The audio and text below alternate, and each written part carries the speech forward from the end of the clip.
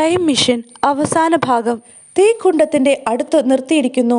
പിന്നെ അവൻ്റെ മാംസം സാവധാനം അറുത്തെടുത്ത് അവർ തീയിൽ ചുടുന്നു. സമയസഞ്ചാരി ഞെട്ടിവിറച്ചു. ഹോ, മാംസഭോജികൾ, മനുഷ്യരെ തിന്നുന്നവർ, നരഭോജികൾ! അയാൾ അടിമുടി വിറയ്ക്കുവാൻ തുടങ്ങി. ഇപ്പോൾ മൊർലോക്കുകളോട് അയാൾക്ക് തോന്നിയ സഹതാപം മുഴുവൻ അസ്തമിച്ചിരിക്കുന്നു. വെറുതെയല്ല ഏലോയികൾ രാത്രിയിൽ പുറത്തിറങ്ങാത്തത്. മൊർലോക്കുകൾ അവരെ പിടികൂടി ചുട്ടുതിന്നും അയാൾ മനസ്സിലാക്കി.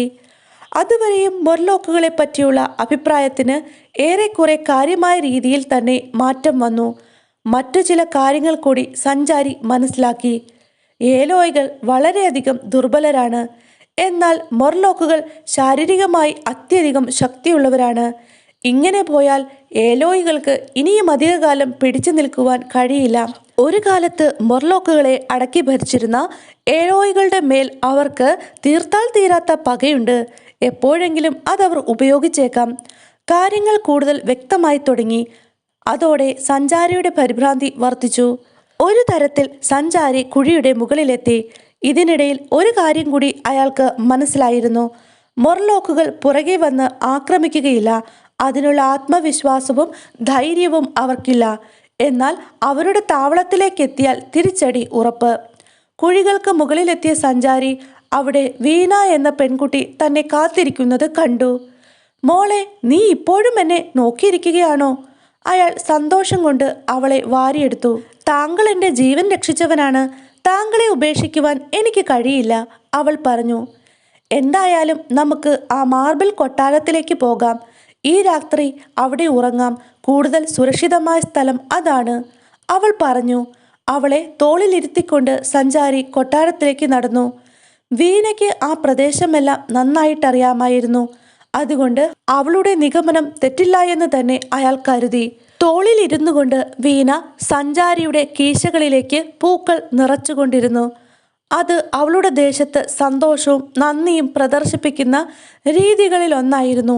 ഇടയ്ക്കിടെ അവൾ സന്തോഷത്തോടെ എന്തൊക്കെയോ പുലമ്പുന്നുണ്ടായിരുന്നു.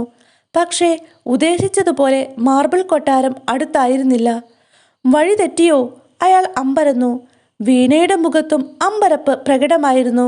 കൊട്ടാരത്തിലെത്തേണ്ടതിൽ കൂടുതൽ ദൂരം അവർ നടന്നിരുന്നു. മാത്രമല്ല, കൊട്ടാരത്തിലെത്തുന്നതിന് പകരം അവർ എത്തിച്ചേർന്നത് ഒരു കാടിന് സമീപത്താണ്. പച്ചിലക്കാടുകൾ നിറഞ്ഞ ആ പ്രദേശത്ത് മനുഷ്യന് സഞ്ചാരത്തിന് യോഗ്യമായ വഴികളൊന്നും തന്നെ ഉണ്ടായിരുന്നുമില്ല. എന്തു ചെയ്യും? വീണ ചോദിച്ചു. നമ്മുടെ കയ്യിൽ ഇത്തിരി വെട്ടം പോലുമില്ല. ഈ കൊടുങ്കാട്ടിൽ നിരവധി അപകടങ്ങളുണ്ടാവാം, അയാൾ പറഞ്ഞു. വീണയ്ക്കും അതേറെക്കുറെ ബോധ്യമായ മട്ടായിരുന്നു. അവൾ നിശബ്ദയായി. മോൾ ഇവിടെ ഇരുന്ന് ഉറങ്ങിക്കോളൂ, ഞാൻ കാവൽ നിൽക്കാം. അവൾ ചെറുതായി മയങ്ങി തുടങ്ങി. അയാളാകട്ടെ കണ്ണിമ ചിമ്മാതെ കാവൽ തുടർന്നു. ഭാഗ്യം കൊണ്ട് പ്രഭാതത്തിൽ സൂര്യൻ മിഴി തുറക്കുന്നതുവരെ കാര്യമായ പ്രശ്നങ്ങളൊന്നും ഉണ്ടായില്ല. പകൽ വെളിച്ചത്തിൽ എവിടെയാണ് കൊട്ടാരമെന്ന് അവർ വ്യക്തമായി കണ്ടു. അതുമാത്രമല്ല, പകൽ സഞ്ചരിക്കുവാൻ അവർക്ക് ഭയം തോന്നിയതുമില്ല. അധികം വൈകാതെ സഞ്ചാരിയും വീണയും കൊട്ടാരത്തിലെത്തി. ഈ മാർബിൾ കൊട്ടാരം എത്ര മനോഹരം! സഞ്ചാരിക്ക് തൻ്റെ ആശ്ചര്യം അടക്കുവാൻ കഴിഞ്ഞില്ല. അയാൾ ആർത്തിയോടെ ചുറ്റുപാടും നോക്കി. ഇതൊരു പഴയ മ്യൂസിയമാണ്. വീണ തൻ്റെ അറിവ് വെളിപ്പെടുത്തി. ആ അറിവ് സഞ്ചാരിക്ക് സന്തോഷം നൽകി. അയാൾ കുറച്ച് പുസ്തകങ്ങളുടെ ശേഷിപ്പുകൾ അവിടെ കണ്ടു. കൊള്ളാം, എന്തെങ്കിലും വിജ്ഞാനം ഇതിൽ നിന്നും ലഭിക്കാതിരിക്കില്ല, അയാൾ കരുതി. അടുത്തതായി അവർ എത്തിച്ചേർന്നത് വലിയൊരു യന്ത്രം സൂക്ഷിച്ചിരുന്ന മുറിയിലേക്കായിരുന്നു.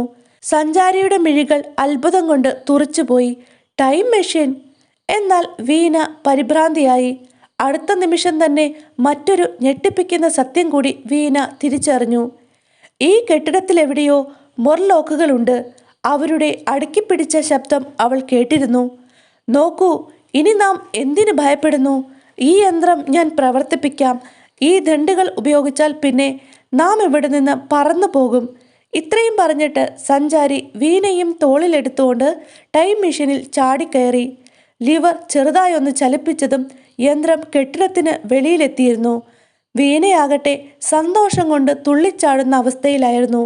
അവളുടെ ഭയമെല്ലാം വിട്ടകന്നു. യന്ത്രം സാവധാനം നീങ്ങിത്തുടങ്ങിയിരുന്നു. പ്രതിമയുടെ സമീപത്തേക്ക് എത്തണമെന്ന് സഞ്ചാരിക്ക് ആഗ്രഹമുണ്ടായിരുന്നു. എന്നാൽ 2 ദിവസമായി ഉറങ്ങാതിരുന്നതിനാൽ അദ്ദേഹം വളരെയധികം ക്ഷീണിതനായിരുന്നു. ഞാൻ ആകെ തളർന്നിരിക്കുന്നു, അയാൾ പറഞ്ഞു. ഇനിയൊരൽപ്പം വിശ്രമം.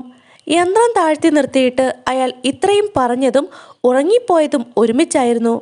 ഒരാരവം കേട്ടായിരുന്നു സഞ്ചാരി എഴുന്നേറ്റത്. ഒരു കൂട്ടം മൊർലോക്കുകൾ തന്നെ പിടിച്ചിരിക്കുന്നതായി അയാൾക്ക് മനസ്സിലായി. എന്തെങ്കിലും ഉടനെ ചെയ്യണം. ചിന്തയോടെ അയാൾ ചുറ്റും പരതി. ഭാഗ്യം, അടുത്തു തന്നെ ലിവറുണ്ട്. അയാൾ ലിവർ വലിച്ചെടുത്ത് തന്നെ പിടിച്ചിരുന്ന 2 മൊർലോക്കുകളുടെയും ശിരസ് ലക്ഷ്യമാക്കി ആഞ്ഞടിച്ചു. 2 പേരും ഉടൻ തന്നെ ചത്തുവീണു. അപ്രതീക്ഷിതമായ ആക്രമണത്തിൽ പകച്ചുപോയ മറ്റു മൊർലോക്കുകൾ അവിടെ നിന്നും പാഞ്ഞുപോയി. പെട്ടെന്നാണ് മുമ്പിലൊരു കാട്ടുതീ സഞ്ചാരിയുടെ കണ്ണിൽപ്പെട്ടത്. വീണയെ കാണാനുമില്ല. വീണ, നീ എവിടെയാണ്? അയാൾ അലറി വിളിച്ചു. തൻ്റെ യന്ത്രവും അവിടെയെങ്ങും കാണുവാൻ അയാൾക്ക് കഴിഞ്ഞില്ല. ഒരു ഭ്രാന്തനെ പോലെ അയാൾ പ്രതിമയുടെ സമീപത്തേക്കോടി. ആശ്ചര്യമെന്ന് പറയട്ടെ, അവിടെ തൻ്റെ ടൈം മെഷീൻ അയാൾ കണ്ടു. രക്ഷപ്പെടണം, അയാൾ പിറുപിറുത്തു. പിന്നെ ലിവർ ഉപയോഗിച്ച് അയാൾ ടൈം മെഷീൻ ചലിപ്പിച്ചു. അടുത്ത നിമിഷം തന്നെ ആ യന്ത്രം ഒരു ഹൂങ്കാര ശബ്ദത്തോടെ മുമ്പോട്ട് കുതിച്ചു. 802 701 AD-യിൽ നിന്നും താൻ വിട പറയുകയാണെന്ന് സഞ്ചാരിക്ക് മനസ്സിലായി. വീണയും മൊർലോക്കുകളും ഏലോയികളുമൊക്കെ ഒരു സ്വപ്നം പോലെ അയാളുടെ മനസ്സിൽ നിറഞ്ഞു.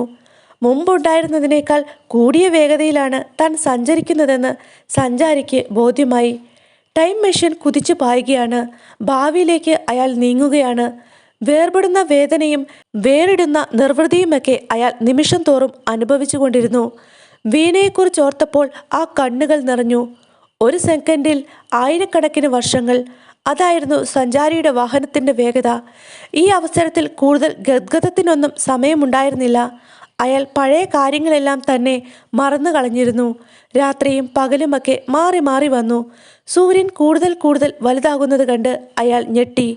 കടും ചുവപ്പ് നിറത്തിലായിരുന്നു സൂര്യൻ അപ്പോൾ. സൂര്യന് സമീപത്തെത്തിയിരിക്കുന്നു. ഒരു ഞെട്ടലോടെ അയാൾ തിരിച്ചറിഞ്ഞു.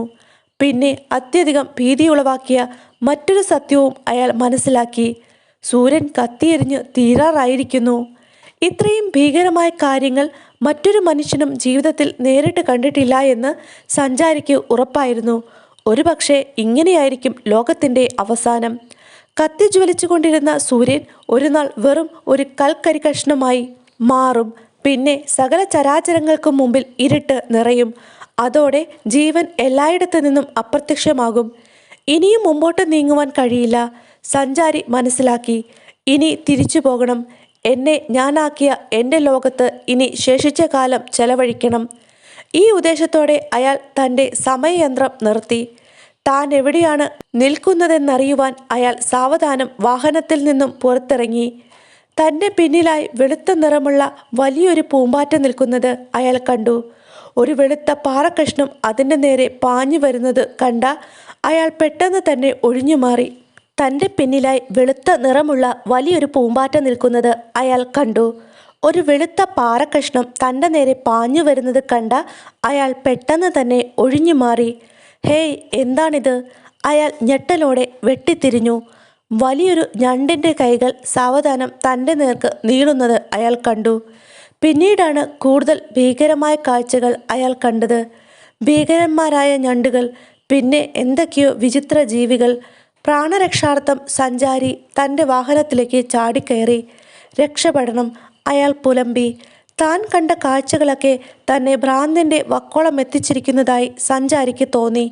തൻ്റെ പഴയ കാലത്തേക്ക് തിരിച്ചു പോകുവാൻ അയാൾ കൊതിച്ചു. ടൈം മെഷീനിൽ അയാൾ താനിപ്പോൾ എവിടെയാണ് നിൽക്കുന്നതെന്ന് നോക്കി. ദൈവമേ, 30 ദശലക്ഷം വർഷങ്ങൾക്ക് മുമ്പിൽ! അയാൾ ഞെട്ടിവിറച്ചു. അതായത് ഇനി 30 ദശലക്ഷം വർഷങ്ങൾ പിന്നോട്ട് നീങ്ങിയാൽ മാത്രമേ തൻ്റെ കാലത്തിലെത്തുവാൻ കഴിയുകയുള്ളൂ. അപ്പോഴവിടെ കൊടും തണുപ്പായിരുന്നു. അവിശ്വസനീയമാം വിധം കൂരിരുട്ട് എല്ലായിടത്തും പരന്നു. തിരിച്ചു പോകണം, തിരിച്ചു പോകണം, അയാൾ അലറി. പക്ഷേ കൂരിരുട്ടിൽ എന്തു ചെയ്യണമെന്നറിയാതെ അയാൾ കുഴങ്ങി. ഒരു ഏകദേശ രൂപം തോന്നിയതിനാൽ അയാൾ തൻ്റെ വാഹനമാണെന്ന് കരുതി മുമ്പോട്ട് കുതിച്ചു. ഭാഗ്യം, ടൈം മെഷീൻ! അയാൾ തൻ്റെ വാഹനത്തിൽ ചാടിക്കയറി. ലിവർ തപ്പിയെടുത്തുവെങ്കിലും ഒരു നിമിഷം അയാൾ മടിച്ചു നിന്നു. തനിക്ക് പിന്നോട്ടാണ് പോകേണ്ടത്, അതായത് 30 ദശലക്ഷം വർഷങ്ങൾ പിന്നോട്ട് നീങ്ങണം.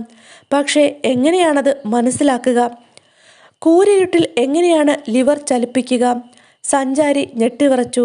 കൃത്യമായ ദിശയറിഞ്ഞാൽ മാത്രമേ വാഹനം പിന്നോട്ടോ മുമ്പോട്ടോ ചലിപ്പിക്കുവാൻ കഴിയൂ.